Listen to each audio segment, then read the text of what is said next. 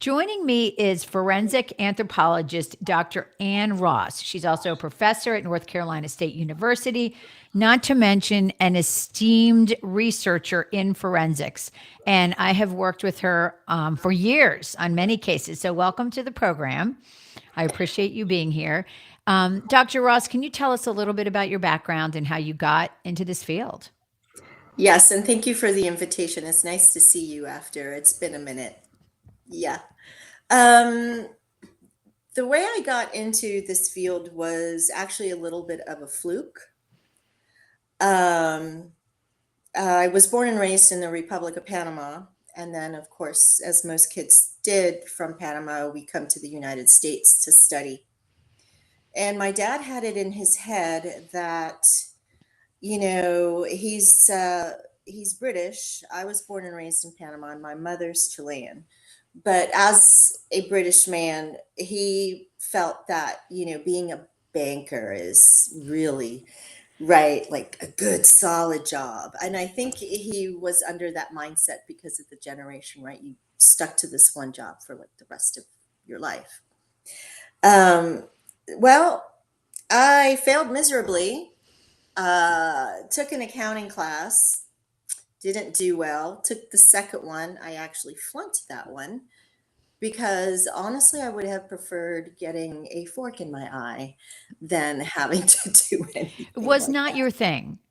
Oh, Was not. absolutely, definitely not my thing.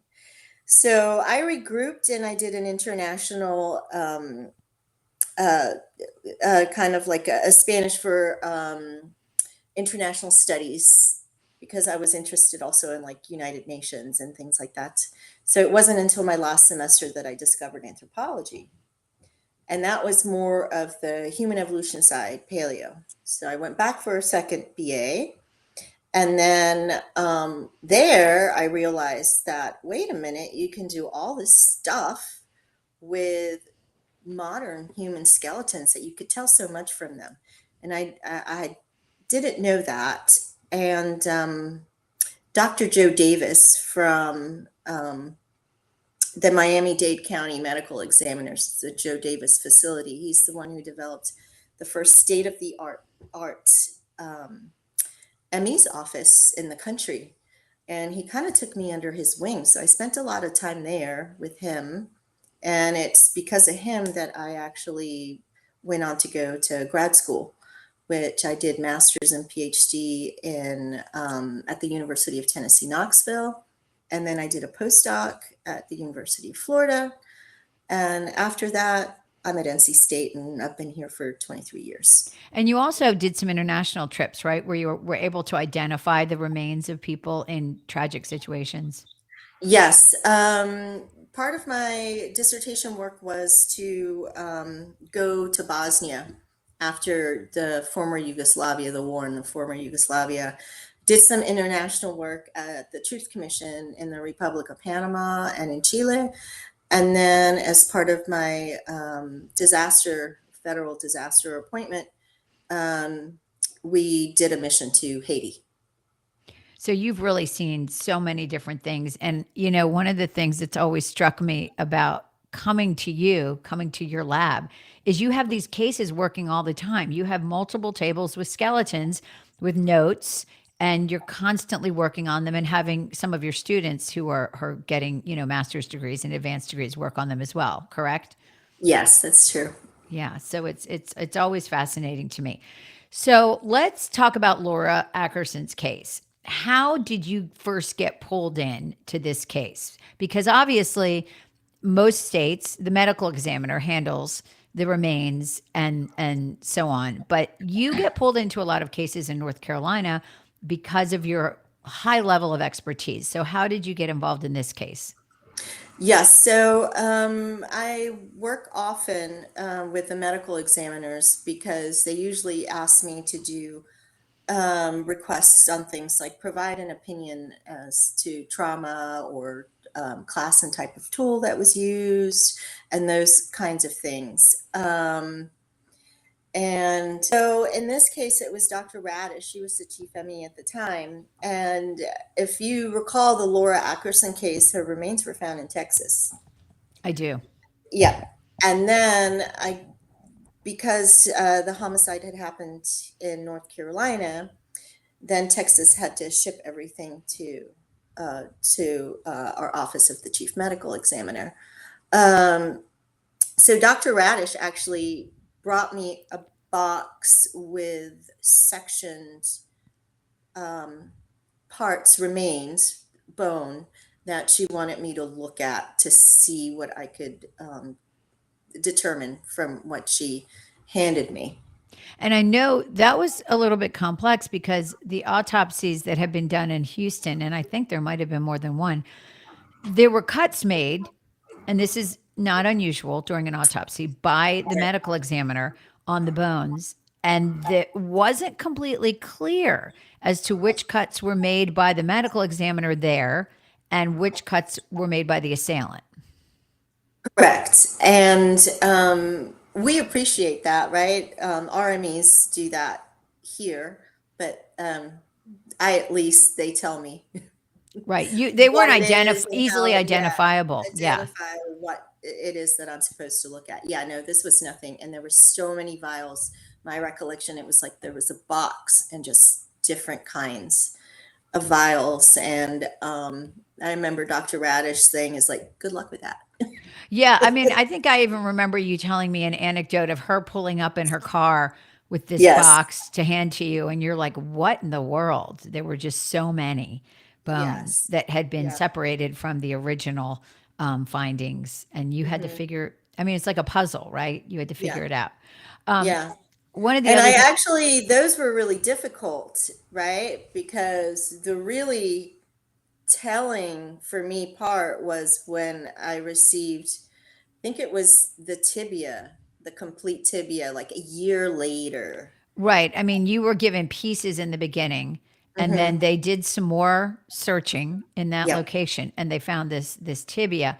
And I think I remember you telling me you had gotten frustrated by this first box because you just weren't able to determine exactly what cuts were made by the person who killed Laura. Yeah, exactly. And I know also one of the things I always recall in your area at NC State in your lab is that you have lots of different weapons on the wall, and these are things that you might use to try to figure out: did this cut come from a knife? Did this cut come from a machete? Did this cut come from a hammer? In this case, you had a specific tool. It was a rotating saw that they had seen their suspect purchasing on a surveillance video, and they had purchased a saw just like it and brought it to you. Yes. So that, Yes, it was actually a reciprocating saw. okay, And the brand was reciprocating. a Okay. skill reciprocating saw, yes. And um, so generally when we do these types of tool market analysis, that they go to the tool mark analyst, right? Let's say at the SBI. But we are experts on bone, so you can't say, uh, for example, that there is no other possibility in the world, right? For it to be that, but they did get that reciprocating saw for me, and I tested it on pig remains, and we try to use the same type of bone type, right? So if it's a leg bone or an arm bone, or in other situations we've used neck bones, right? Because you need the same type of cortical bone versus spongy bone for that comparison to be made. Yeah, why are pigs good proxies for humans? Because I know that you've used those before, and Yeah. obviously NC State is an agricultural school. Mhm. They're available. Why are they good stand-ins for humans? Well, I think it's accessibility, right? And they are proxies for humans and all kinds of other measures. Of course, the pig doesn't look anything like us, right? They're a quadruped. We're a biped.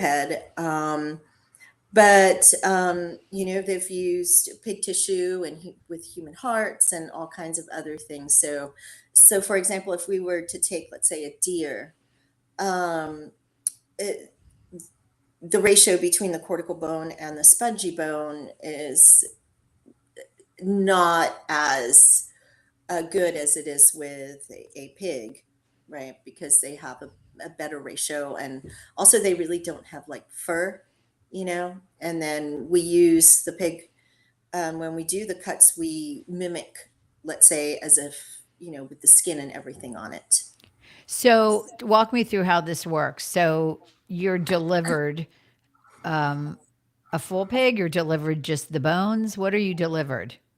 Well, we do get them, obviously, ethical compliance, right, for animal care. We purchased from the swine farm an adult pig, and we had to go make the cuts actually in a field off of Lake Wheeler Road. And then we processed them in the lab for the And then you comparison. look at them under a microscope, and then Hmm. you look at the marks that you found on that tibia bone from Laura. Hmm. Hmm. And tell me what, when you look through that microscope side by side and you saw those, I mean, were you like, aha? I mean, what was your reaction to that? Well, we did so many cuts, right? And we also tested several blades because the pack of blades that they provided me, I can't remember if it was 2 blades or 4 blades, right? So we tested all the blades with the cut marks, and so it took a while, right? Because you have to orient it very specifically under the microscope, and this is one where you can take an image. It's a digital microscope. You take an image of, let's say, the cut marks or the victim marks, as we call it, the ones that were on Laura. And then we take the witness marks, the ones that are on the pig, and you're able to put them side by side and try to compare them that way. But you also have to make sure that they're, I guess, oriented in the same position, because you can't um, change it once you've taken it. So that takes quite some time to do. So when you finally got that match, Hmm. I mean, you'd been working on this for so long. What was your Yeah. reaction? Uh, I first of all, it was disbelief, right? I was like, yeah, there's no way. And this is the first time actually I've attempted to do this. So now it's part of our SOPs. But I was like, well, why couldn't you do this? But no, at first it was disbelief. I was like, no way this worked. And then I looked at it again, and then there was a grad student behind me, and I said, can you come and look at this? We're excited. You were Yeah, we are excited. very Yeah, excited. you were excited. Um, and so then you call the DA, I guess, and Yes. say, "Hey, we've got this." And what was his reaction? I mean, they were trying to amass so much evidence in this case, but this was really the thing. This was the Right. the most important piece of evidence. Yeah. He at first he was like, no, you didn't. And I said, it's consistent with the tool mark. And because at first when I proposed this to them, they were like, oh my God, this woman is a kook. Like, what is she gonna do? Right, right. But you figured it out. Yeah. So the next step is you go to trial. And I know one of the main things about going to trial that Boz Zellinger, the prosecutor, shared with me was you needed a skeleton because Yes. you wanted to explain everything that had happened to this body. Was that something you had ever done before in the courtroom? I think they're the ones that set that standard for testimony in North Carolina to bring them, because if you just have images, right? Because there was one area that there was a stab wound to the neck, and it was to see it on a skeleton, right? It was in one of the vertebrae that is like under the mandible. We needed to show the jury what are we talking about, right? Because if you start using all this jargonese, right, humerus, distal, proximal, blah blah blah, Nobody gets it. and nobody gets it. It just kind of like they don't get it. But if I'm able to show them specifically on this hanging teaching skeleton, you can. And so, were you able to figure out exactly how she died, or it was just you knew there was a stab wound to the throat area? Knew there was a stab wound to the throat area, but that is the medical examiner's purview, right? Right. I So don't you're just determine cause and basically manner. right. Hmm. You're looking at the bones specifically. Um, Yes. but really, I mean, I think nobody would deny or dispute that what you discovered on Laura's bone and making that match was the piece of evidence that brought this case to fruition. And in front of a jury, you were able to explain it, like you said, in layman's Hmm. terms. I mean, I know you work on a lot of cases, but how did that feel to know that what you did was so significant in this case to finding justice for the victim? Yeah, it was relief for Laura and honestly for her kids that ended up being, without parents because Grant ended up, going to prison. So they lost both their mom and their dad. So that to me was really important. Yeah. Absolutely. And how does this case rank? I mean, again, I know you've done so many unusual cases. I've seen your what I call your box full of bones, your box is full of bones in your closet, which you're constantly pulling out and trying to figure out what happened to these people. But this was such an unusual case because of the dismemberment, and that's not the norm. How does this case rank for you in terms of cases you've handled? I think it ranks number one or number two in cases of um, me learning as well, like growth, professional growth for me, because we had to think outside the box. But since that case, um, believe it or not, we've had a lot of dismemberments in North Carolina. That's really unusual. I mean, do you think bones tell a story of what happened to a person that really, other than an eyewitness or video, nothing else can really tell you that story? Right.